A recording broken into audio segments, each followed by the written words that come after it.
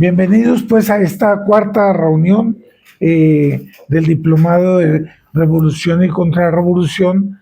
Eh, Pido disculpas porque el martes pasado no hubo la continuación de todos los martes, una vez que siendo 13 de mayo, Cruzada fue invitada a eventos importantes, tanto en Bello cuanto en Medellín, y no podíamos abstraernos de esos compromisos. Por lo tanto, vimos que era necesario pues darle ese lapsus una vez que coincidieron las fiestas. Pero aquí estamos de nuevo con un gran gusto, abriendo los panoramas de la historia y saberlos interpretar a los ojos del profesor Plinio Correa de Oliveira. Así que vamos a tomar la cosa donde íbamos. Habíamos visto que hubo tres grandes revoluciones que marcaron la decadencia de la civilización occidental, del occidente cristiano.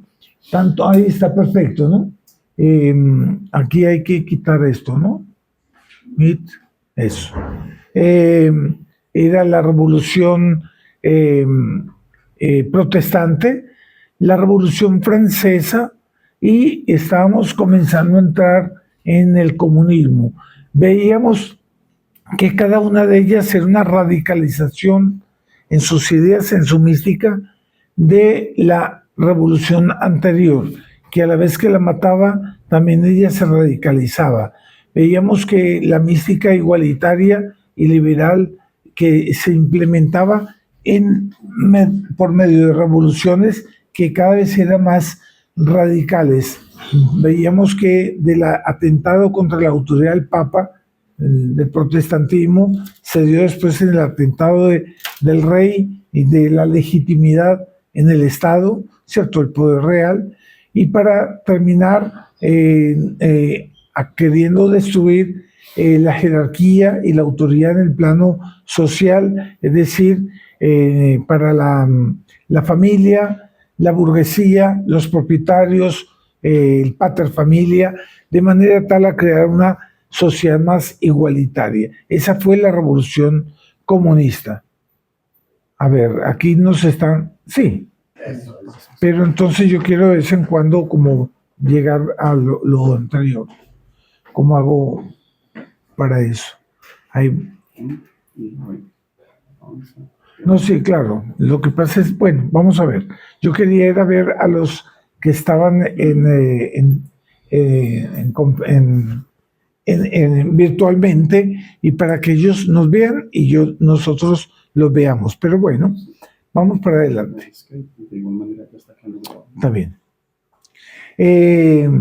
Comunismo. En el protestantismo nacieron algunas sectas que, transponiendo directamente a sus tendencias religiosas al cambio político, prepararon el advenimiento del espíritu republicano.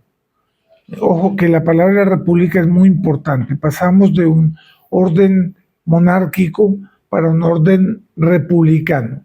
San Francisco de Sales en el siglo XVII previno contra esas tendencias republicanas al duque de Saboya. Otras, yendo más lejos, adoptaron principios que, si no pueden ser llamados comunistas en todo el sentido actual del término, son por lo menos precomunistas. Fue el asunto de Babeuf. De la Revolución Francesa nació el movimiento comunista de Babeuf, y más tarde del espíritu cada vez más vivaz de la revolución irrumpieron las escuelas del comunismo utópico del siglo XIX, el comunismo llamado científico de Marx. El comunismo utópico era soñador, era yo quisiera un mundo igualitario, etcétera, etcétera, y por lo tanto vamos a acabar con los propietarios, la familia, y vamos a hacer una sociedad sin estructuras, directamente, digamos, igualitaria. Pero ahí sí ya vino la propuesta del comunismo llamado científico de Marx, que fue la revolución bolchevique, ¿cierto? El manifiesto comunista de Marx, que ellos decían que sí se podía aplicar en la sociedad, pero en todo caso ya eran el igualitarismo en el campo social y económico. De todas maneras, la revolución bolchevique mostró que no era científica, porque ella seguía siendo utópica. Una prueba fue lo que pasó en 1992 con la caída del muro de Berlín y la destrucción del Estado de la Unión Soviética. ¿Y qué es más lógico? El deísmo tiene como fruto normal el ateísmo. La sensualidad sublevada contra los frágiles obstáculos del divorcio tiende por sí misma al amor libre. El orgullo enemigo de toda superioridad habría de embestir contra la última desigualdad, es decir, la de las fortunas. Era lo único que quedaba más o menos mostrando una desigualdad social. Y así, ebrio de sueños de la República Universal, de supresión de toda autoridad eclesiástica o civil, de abolición de toda iglesia y después de una dictadura obrera de transición, también el propio Estado, ahí está el neobárbaro del siglo XX o del siglo XXI, producto más reciente y extremado del proceso revolucionario. Aquí vale la pena, voy a explicar un poquito qué es la república, justo con este punto acá, porque el doctor Piño aquí viene a dar explicaciones, viene a deshacer objeciones. La primera es cuál es la diferencia en materia de legitimidad entre la monarquía, la república o la república aristocrática. El doctor Piño va a explicar que realmente no existe ilegitimidad. Las tres son legítimas y eso lo va a explicar el Papa León XIII en la encíclica Homilia de Solicitud, pero sí él apunta para una república revolucionaria, republicana, que quiere colocar al pueblo como la fuente del poder. La república legítima es aquella que coloca el poder como proveniente de Dios. Y entonces es legítimo elegir los dirigentes, pero siempre y cuando se quede claro que la ley eterna, la ley natural, que tiene que prevalecer sobre la ley positiva. ¿Que hay que hacer la ley positiva? Claro que sí, siempre y cuando sea sometida a la ley natural. Eso se llama el ius naturalismo. El racionalismo de la Revolución Francesa creó el ius positivismo, es que el hombre era libre, la libre determinación de las personas y todo lo que él quisiera se debería crear como ley. Entonces, dentro de la iglesia hubo un movimiento llamado el Sillón, 1846 a 1950, creo que murió Marseñer, pero él fundó un movimiento en 1890 que se llamó Le Sillón. Y él decía que Le Sillón serían católicos que aceptan la democracia republicana en el sentido de que el poder viene del pueblo. Eso fue condenado por el San Pío X en 1910, 20 años después. Él tuvo en un inicio un pontificado de San Pío X, él hasta tuvo una cierta abertura pensando que era un movimiento bueno, después se dio cuenta que era muy revolucionario. León XIII le abrió las puertas a través de un proceso que se llamó el Ralliement, y él llegó a afirmar una cosa que de hecho es incongruente y que él en su doctrina canceló después, pero él decía que un católico podía ser republicano y podía aceptar las máximas de la Revolución Francesa. Quedó claro y San Pío X canceló eso y dijo que no era posible, ¿cierto? Las ideas de la Revolución Francesa, que el poder viene del pueblo, la democracia, el gobierno del pueblo, solamente es posible si ellos se someten a la ley de Dios y a la ley natural. Entonces vamos a leer. A fin de evitar cualquier equívoco, conviene acentuar que esta exposición no contiene la afirmación de que la República es un régimen político necesariamente revolucionario. León XIII, al hablar de las diversas formas de gobierno, dejó claro que todas y cada una son buenas, siempre que tiendan rectamente a su fin, es decir, el bien común, razón de ser de la autoridad social, ¿cierto? Perfecto. Entonces, encíclica Homilia de Solicitud. Pero también Pío IV dejó claro que ese concepto de el poder viene del pueblo era condenable, cierto, el poder viene de Dios. Fue lo que corroboró Dios nuestro Señor frente a Pilatos cuando le dice, tú te quedas callado, no sabes que yo tengo poder sobre ti y sobre tu vida. Él entonces él afirma la doctrina no tendría ningún poder si no le viniese del Altísimo. Entonces, todo gobierno, todo régimen que se abstraiga del poder de Dios, como fuente de su poder, de su legitimidad, él se torna per se ilegítimo. Tachamos de revolucionaria, eso sí, la hostilidad profesada por principio contra la monarquía y la aristocracia, como si fueran formas esencialmente incompatibles con la dignidad humana y el orden normal de las cosas. Es el error condenado por San Pío X en la Carta Apostólica Notre Charge Apostolique del 25 de agosto de 1910. En ella, el grande y santo pontífice censura las tesis de elección de las que ya yo les hablé antes, de que solo la democracia inaugurará el reino de la perfecta justicia, y exclama, ¿no es esto una injuria a las otras formas de gobierno que son rebajadas de ese modo a la categoría de gobiernos impotentes, aceptables a falta de otro mejor? Ahora bien, si ese error entrañado en el proceso de que hablamos no se explica enteramente que la monarquía, calificada por el Papa Pío VI como en tesis la mejor forma de gobierno, en la encíclica Prestationis Monarchici Regiminis Forma, fue una alocución, no fue una encíclica, fue una alocución al consistorio. El consistorio normalmente es la reunión de los cardenales, por lo tanto es el gobierno de la iglesia, de manera tal que hasta figurativamente se dice de Dios nuestro Señor que Él gobierna el universo desde el consistorio celeste. Por analogía, el consistorio en el Vaticano es el lugar donde el Papa hace alocuciones a los príncipes que son los papas, son los cardenales, disculpe.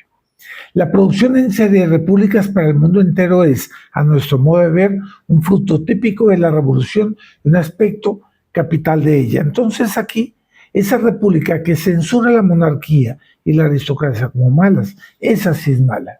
Hace con que la república... Y hubo en esa época pues mucha calumnia contra las monarquías, como que si ellas detentasen un poder exagerado, etcétera, etcétera. Y no es así. Hoy en día una democracia, a través de la Constitución y sus reglamentaciones legales, es más aplastante, es más opresora, más autoritaria que lo que fue la monarquía de Luis XIV, que terminaba aceptando la ley consuetudinaria, que era la ley de las costumbres de los pueblos. Felipe II, antes del Ancien Régime, todavía la monarquía orgánica, todavía él no había sido infectado por los legistas, que fueron los que dañaron a los reyes con aquello de la monarquía absoluta, representado en esa frase de Luis XIV, el Estado soy yo, l'état c'est moi. No, el Estado no es él, el Estado es una cosa viva que tiene que ver, él es un padre, pero es una nación que tiene vida. En la Primera Guerra Mundial se dio pues con el odio de Bismarck. Él tenía un odio desde Prusia, él quería destruir a Austria, porque Austria era la nación que detentaba la legitimidad del Sacro Imperio Romano Germánico, y era un imperio muy bonito, católico, que se dedicaba a defender a la iglesia, ponía su espada al servicio de la cruz, y eso odiaba el protestante Bismarck, de manera tal a que ya es común entre los historiadores saber que la Primera Guerra Mundial tuvo como finalidad fue la destrucción de las monarquías, y la imposición de las repúblicas en el mundo entero. Fue un plan masónico que tuvo como efecto aplastar a Austria, humillarla, de manera tal a hacer prevalecer la idea de la república, pero en un sentido revolucionario. No puede ser tachado de revolucionario quien, para su patria por razones concretas y locales, salvaguardado siempre los derechos de la autoridad legítima, prefiere la democracia o la aristocracia o la monarquía, pero sí quien, llevado por el espíritu igualitario de la revolución, odia por principio y califica de injusta e inhumana esa esencia de la aristocracia o la monarquía. La monarquía orgánica era un conjunto de familias, era una gran familia, ¿cierto? No, que hubo abusos. Después del pecado original, en todos los regímenes han habido abusos.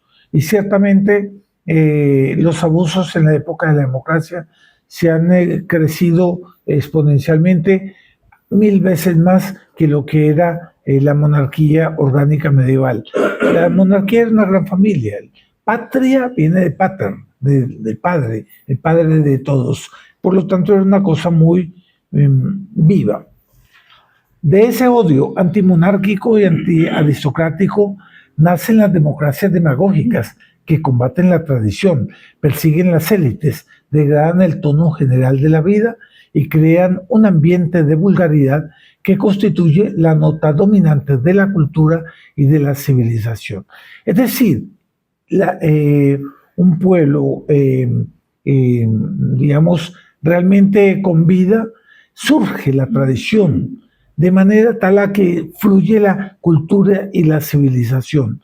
Y la nota dominante de la democracia es la vulgaridad, la nota dominante de la república y de la aristocracia era la altura y la dignidad.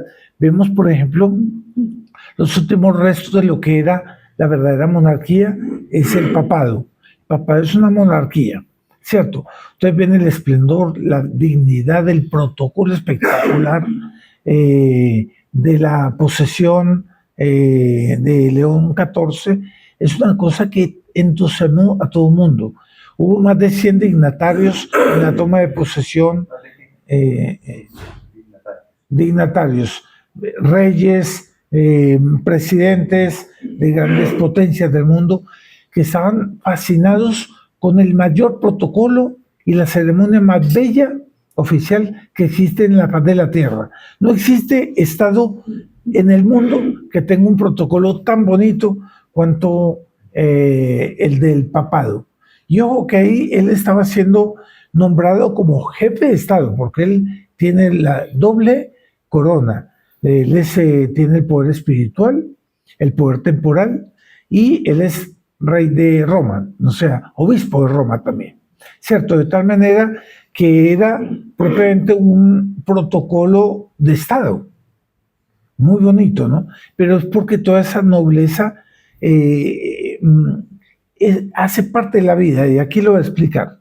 Diverge de esa democracia revolucionaria la democracia descrita por Pío XII. 2 puntos. Ojo, que esto es muy interesante para entender cómo debe ser la vida de un Estado. Según el testimonio de la historia, donde reina una verdadera democracia, la vida del pueblo está impregnada de sanas tradiciones que es ilícito abatir. Representantes de esas tradiciones son, ante todo, las clases dirigentes, o sea, los grupos de hombres y mujeres o las asociaciones que, como se acostumbra a decir, dan el tono en la aldea, en la ciudad y en la región y en el país entero. ¿Qué sucede? Que normalmente cuando hay una familia más cristiana, con más virtudes, con más amor patrio, ella va creciendo.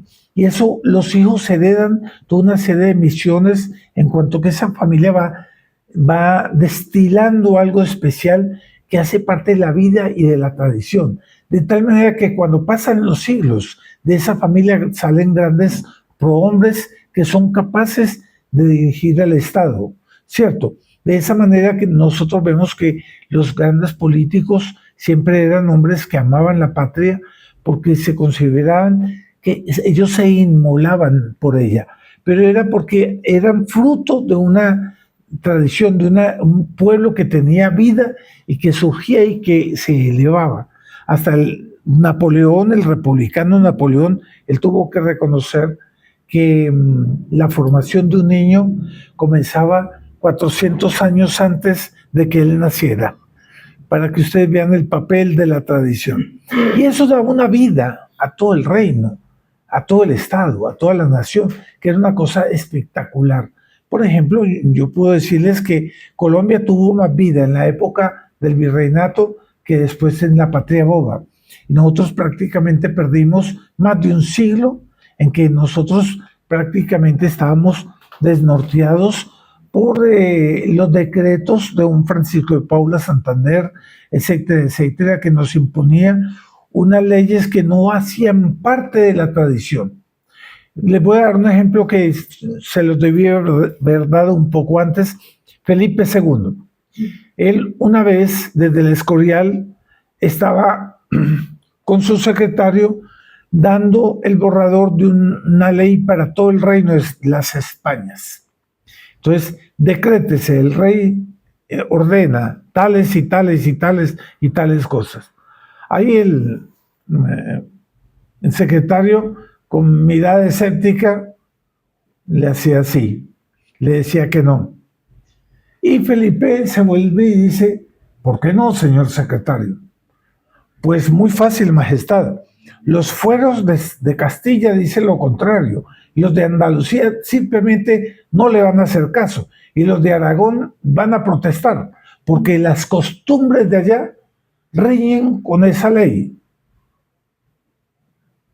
Alguien diría que él es rey, que iba a decretarlo de todas maneras. No, Felipe II toma la quijada y dice, sí, es verdad, ¿no? Bueno, entonces revisaremos eso. No vamos a hacer ese decreto. Porque el rey sabía que el rey no tenía vida y él no podía ir respetar las costumbres. Vean cómo era bonito eso, ¿cierto? Eh, bueno, espero que yo no esté abusando. ¿Cuánto me queda? Todavía me quedan 15 minutos, ¿cierto? Cierto que está siendo entendible, ¿cierto? El problema de la verdadera democracia que tiene que tener vida. Y de ahí es que sale la verdadera legitimidad, ¿cierto? Porque la vida de un pueblo católico siempre era conforme a la ley de Dios y a la ley natural, era orgánica, era el respeto de la familia, se iban aflorando familias que respetaban eso. Hoy, por hoy, la democracia se dio a aplicar leyes que hacen abstracción de la ley natural y de la ley eterna y se tornan ilegítimas. Según Santo Tomás, una ley que va contra la ley de Dios y la ley natural es ilegítima per se. Por lo tanto, hay muchos regímenes en los que sería un tema muy interesante para algunos juristas ver hasta qué punto las actuales democracias son legítimas o no, ¿cierto? Pero no vamos a entrar en ese tema porque nos distraeríamos, ¿cierto? Vamos entonces a ver un otro punto, ¿sí? Compartir pantalla.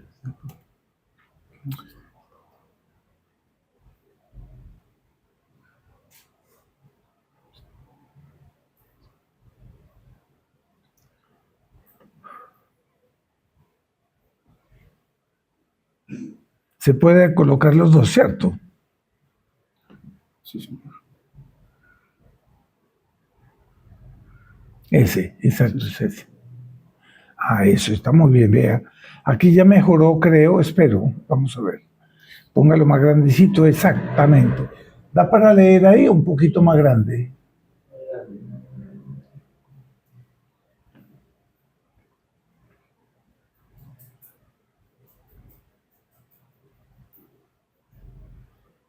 No, entonces.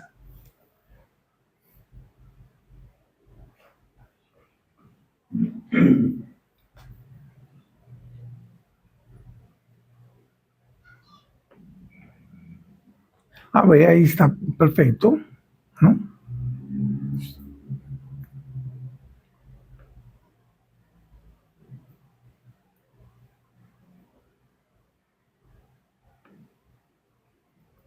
Listo. Bueno, espero que yo voy a jugar aquí un poquito para apartarlo, ¿no? Para poder leer, está muy bien.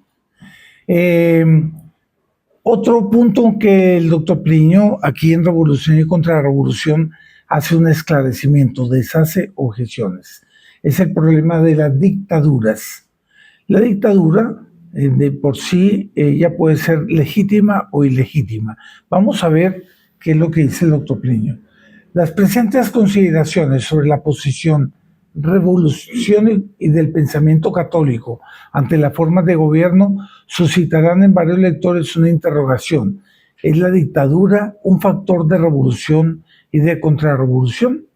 Para responder con claridad a una pregunta a la cual han sido confusas y hasta tendenciosas, es necesario establecer una distinción entre ciertos elementos que se enmarañan desordenadamente en la idea de dictadura, tal como la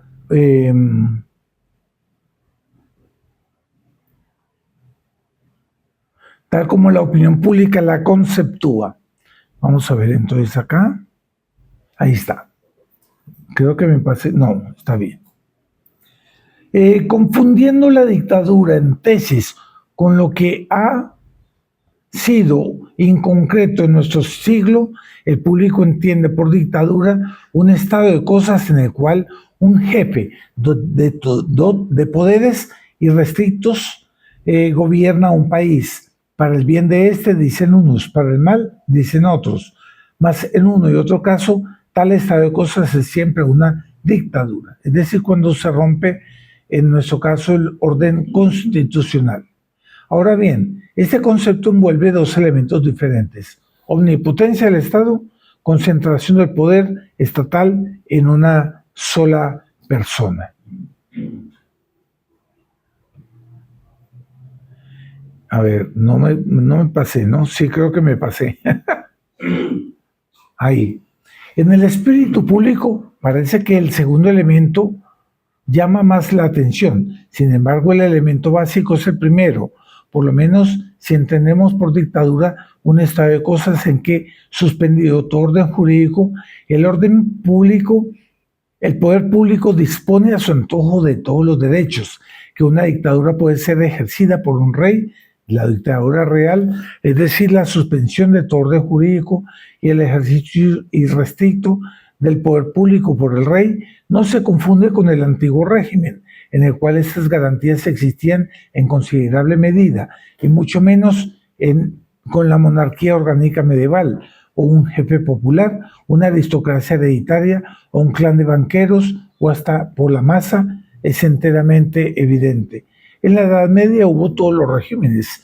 Existía la República de Venecia, ¿cierto? Cantones suizos eran democracias directas. Existía la aristocracia también, muchos ducados y muchos, digamos, pequeños reinos. Imagínense que en un momento Europa tenía más de 360 estados, reinos o ducados, que no se concebía la concepción soberana, porque el concepto de soberanía se dio a partir de la paz de Westfalia, 1640 más o menos, en que ya el Estado se separaba de la inspección de la Iglesia, es decir, la Iglesia, detentora de la verdad y de todo poder divino, podía ser inspectora del poder temporal, pero con eso hubo una división y ya los estados se declaraban soberanos de esa inspección del papado. Fue el comienzo de digamos, del desorden de nuestro ordenamiento jurídico y político de Europa, ¿cierto? Bueno, entonces, ¿yo dónde iba? Que una dictadura, pues ya esto lo leí, ¿cierto? Es enteramente evidente. En sí, una dictadura ejercida por un jefe o un grupo de personas no es revolucionaria ni contrarrevolucionaria. Será una u otra en función de las circunstancias en que se originó y de la obra que realice. Y esto tanto esté en manos de un hombre como de un grupo. Hay circunstancias que exigen para la salus populi una suspensión provisoria de los derechos individuales y el ejercicio más amplio del poder público. La dictadura puede, por tanto, ser legítima en ciertos casos. Por ejemplo, en el caso para tumbar a Maduro, si hubiese una rebelión, hubiera un líder que estableciese un orden dictatorial para restablecer el orden en Venezuela, sería legítimo, siempre y cuando esa dictadura no quede permanente, sino que ordene el Estado, ordene la nación y nuevamente regrese el poder para los legítimos representantes del poder público. Una dictadura contrarrevolucionaria y pues enteramente guiada por el deseo del orden debe presentar 3 requisitos esenciales. Debe suspender los derechos, no para subvertir el orden, sino para protegerlo. ¿Cierto? Muchas veces es necesario, imagínense lo siguiente, que vamos a argumentar de gracia que prevalezca Petro en la violencia, en los desmanes y que se genere un caos. Yo ya no lo creo porque Petro está muy desprestigiado y yo creo que el pueblo no lo seguiría en esa locura. Pero argumentando de gracia vamos a imaginar. Es legítimo que el ejército tome cuenta del poder para restablecer el orden en Colombia, pero de manera tal a que restableció el orden, digamos 2 años, algo así, máximo 3, llame a elecciones, de manera tal a que vuelve otra vez el poder legítimo que está contemplado en la Constitución. No le corresponde a una dictadura hacer una nueva Constitución, a menos que sea para reemplazar alguna ya ilegítima, creada por un poder ilegítimo. Simplemente se desconoce esa y se restablece en una nueva Constitución. Esa es la idea. Debe suspender los derechos no para subvertir el orden, sino para protegerlo. Y por orden no entenderemos solamente la tranquilidad material, sino la disposición de las cosas según su fin y de acuerdo con la respectiva escala de valores. Hay pues una suspensión de derechos más aparente que real. El sacrificio de la garantía jurídica es de que abusaban los malos elementos en detrimento del propio orden y el bien común. Sacrificio todo orientado a la protección de los verdaderos derechos de los buenos. Y ya me quedan 5 minutos. Estoy, creo que, corriendo mucho. Espero que no sea para... Están entendiendo el problema de la legitimidad, la legitimidad de una dictadura, ¿cierto? Resumo, simplemente es para restablecer el orden, ¿cierto? Pero no puede ser perpetua, no se puede perpetuar. Creo que uno de los grandes problemas de Franco fue que él se perpetuó en el poder, fueron como un quinquenio, ¿cierto? Él debió haber restablecido el orden y haber llamado a los príncipes nuevamente a reinar, ¿cierto? Realmente se necesita una dictadura en España, pero ella se eternizó, ¿cierto? Ella tiene que ser temporal para restablecer el orden, ¿no? Por definición, es otro aspecto. Por definición, esta suspensión debe ser provisoria y debe preparar las circunstancias para que lo antes posible se vuelva al orden y a la normalidad. La dictadura, en la medida en que es buena, va haciendo cesar su propia razón de ser.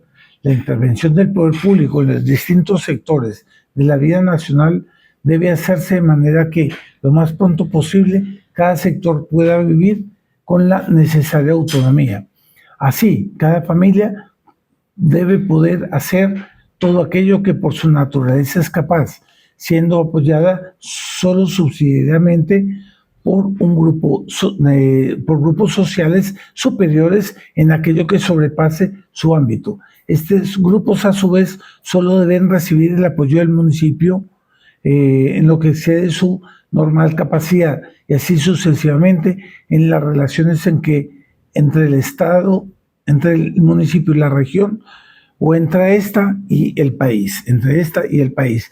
¿Qué es lo que se explica aquí? Es el principio de la subsidiariedad, que hace parte de la organicidad de un buen gobierno. ¿Qué pasa, por ejemplo, si una familia cae en desgracia porque el padre y la madre se mueren? El Estado asume la custodia de los hijos y los coloca en adopción en otras familias. Es una manera de proteger. Que hubo el derrumbe en Sabaneta. Fueron 200 casas, 200 familias que quedaron sin hogar. Es natural, es de justicia que el Estado, que la municipalidad entre a ayudar a construirles casas, a darles empleo y a facilitarles de manera tal a que viene un poder superior a suplir la necesidad que tiene ese poder inferior que es la familia. Imaginémonos que haya, digamos, un alcalde dictatorial, como fue Daniel Quintero, que hizo lo que quiso acá. Es natural que por el principio de subsidiariedad el Estado entre a ponerlo, a destituirlo, o que haya un departamento que tenga una especial necesidad en algo. Es natural que todo el conjunto de la nación y el centralismo bogotano pase a ayudar especialmente a ese departamento que tiene esa necesidad. Eso lo manda el bien común y eso es de justicia, eso se llama el principio de subsidiariedad, ¿cierto? De tal manera que, pero mientras la vida orgánica pueda tener vida propia, el Estado no tiene por qué meterse. El Estado no tiene por qué meterse en la patria potestad o en la autonomía de las municipalidades o de la gobernación de un departamento, ¿cierto? Porque ellos deben tener vida propia, ¿cierto? Eso queda claro, ¿no? Vamos a ver qué más tenemos acá. El fin primordial de la dictadura legítima debe ser hoy en día la contrarrevolución, lo que por lo demás no implica afirmar que la dictadura sea normalmente un medio necesario para la derrota de la revolución, pero puede serlo en ciertas circunstancias. Entonces, yo creo que voy a quedar por acá para no abusar del el horario. Pero aquí entra lo siguiente: imaginémonos que haya una dictadura tipo Chávez, tipo Maduro, acá en Colombia. Es evidente que el pueblo puede llamar a las Fuerzas Armadas a que tome el poder, ¿cierto? Porque viene por el principio de sociedad a defendernos, a defender los derechos. Voy a dar este último párrafo para concluir bien. Por el contrario, la dictadura revolucionaria tiende a eternizarse.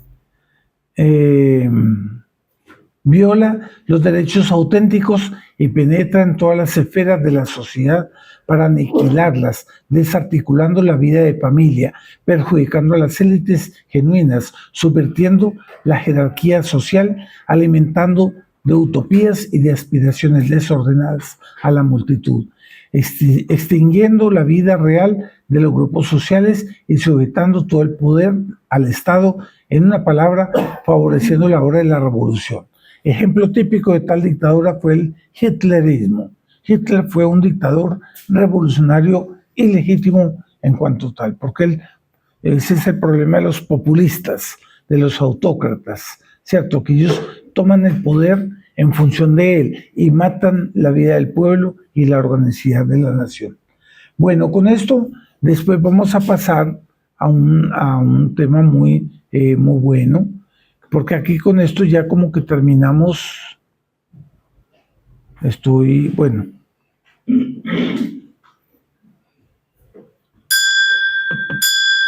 Esto se me acabó la flechita, no sé por qué.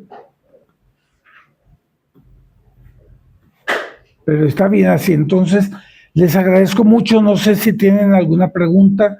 Hemos tocado varios temas: la legitimidad de la dictadura, la vida orgánica de un pueblo, los varios regímenes legítimos que son la monarquía, la aristocracia y la democracia, siempre y cuando el punto claro sea que el poder viene de Dios y no del pueblo. Vimos también que Le Sillon fue una intención de meter las ideas revolucionarias de la Revolución Francesa, de que todo poder viene del pueblo, dentro de la Iglesia, creando una república democrática católica, y eso no son términos incompatibles en cuanto tal, porque la democracia revolucionaria, ella es atea de por sí, ¿cierto? Esa es más o menos el resumen de esta conferencia. ¿Tienen alguna pregunta o paramos por acá? ¿Algún comentario? Hablar de democracia cristiana es completamente opuesto. Sí, tengo entendido que la democracia cristiana era socialista, entre ellas cristianos por el socialismo, porque ellos tenían la idea de que el pueblo tenía que gobernar.